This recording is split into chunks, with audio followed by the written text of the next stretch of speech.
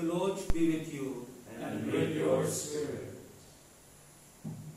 A reading from the Holy Gospel according to Luke. Glory to you, O Lord. Jesus said to his disciples, I tell you, make friends of yourselves with dishonest wealth, so that when it fails, you will be welcomed into eternal dwellings.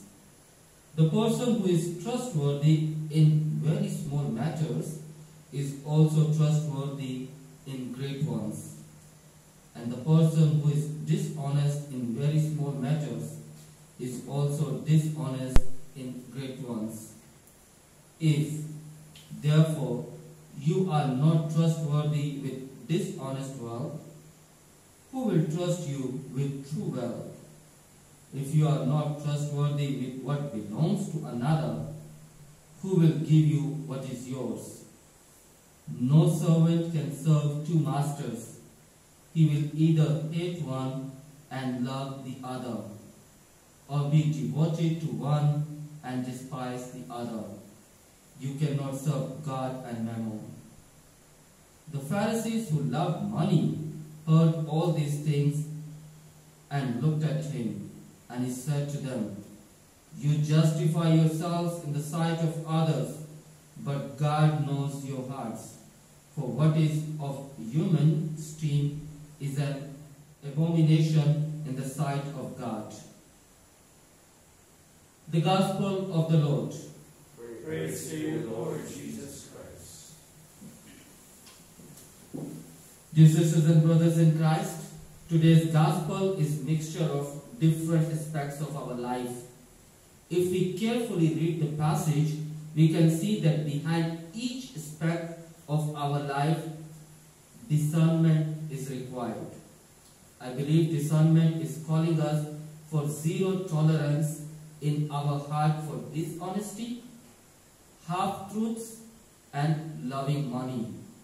The call of discernment is to remind us that we are entrusted by God to work in the vineyard of God. We are not owners or conquerors, but we are stewards, and everything is given to us as a gift. Therefore, we need to cultivate a spirit of discernment in our different aspects of life by following 3 steps. First, asking the grace of God. We must never stop asking from God the divine grace, because it is through the divine grace we will be able to be honest in small things. Second, turning away from evil. Once we have the divine grace, we will be able to distinguish between good and evil. Money itself is not bad. And if you agree with me, please don't throw your money. When money becomes the center of our life, then it becomes bad. The center of our life should be God. And that is why how to help our needy brothers and sisters should be our priority. Third and the last, true freedom. Attachment with things brings suffering. Like such as we can observe if we lose our cell phone. Oh, where is my cell phone? And other things like attachment with anything brings suffering. Therefore, in today's gospel, Jesus is calling us to leave behind all our worries, all our thoughts of success, and looking for good life.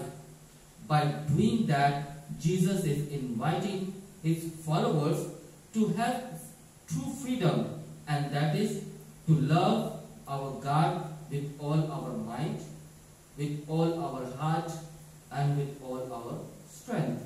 May Mary, the mother of Jesus and our mother, intercede for us to always discern the will of God in order to be faithful followers of Jesus.